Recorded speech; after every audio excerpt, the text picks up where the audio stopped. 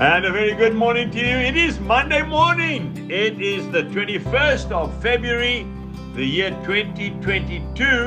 And this is your friend, Angus Buchan, with a thought for the day.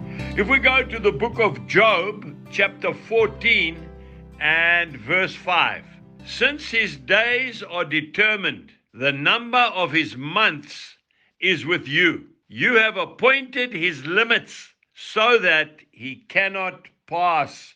And then we go to Psalm 39 and verse 4. Lord, make me to know my end, and what is the measure of my days, that I may know how frail I am. Our days on this earth have been appointed to us even before we were born. You cannot lengthen and you cannot shorten your life. It is in God's hands alone. Now, there are exceptions.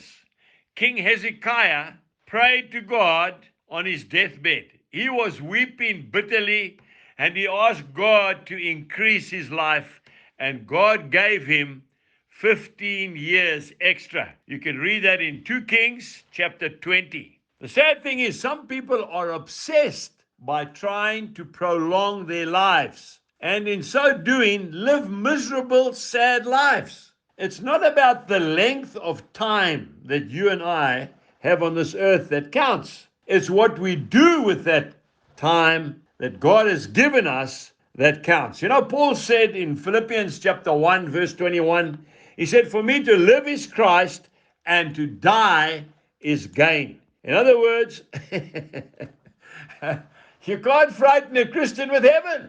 If we live for Jesus. If we die, we're going home. David Brainerd took the gospel to the First Nations people in America. He did his work in 29 years. 29 years old, he died. Robert Murray McShane started a massive revival in Dundee, Scotland. He died at the age of 30 years old. Jim Elliot took the gospel to the Amazon jungle, to the Indians.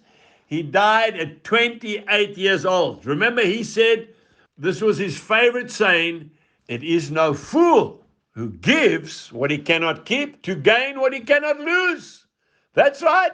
You can't keep your life on this earth, and make sure that you don't lose your life in heaven.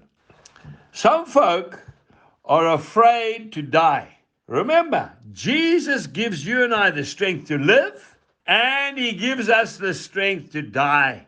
Hebrews 13:5, he says, I'll never leave you, and I will never forsake you. And then I love this quotation by the Lord in Matthew chapter 6 and verse 25. Don't worry, he says. Do not worry about your life, what you will eat or what you will drink, nor about your body, what you will put on. Is not life more than food, and the body more than clothing? Today, go out and have a wonderful day. Enjoy the day that the Lord has given you, and do what you can to help your fellow man. Jesus bless you. Goodbye.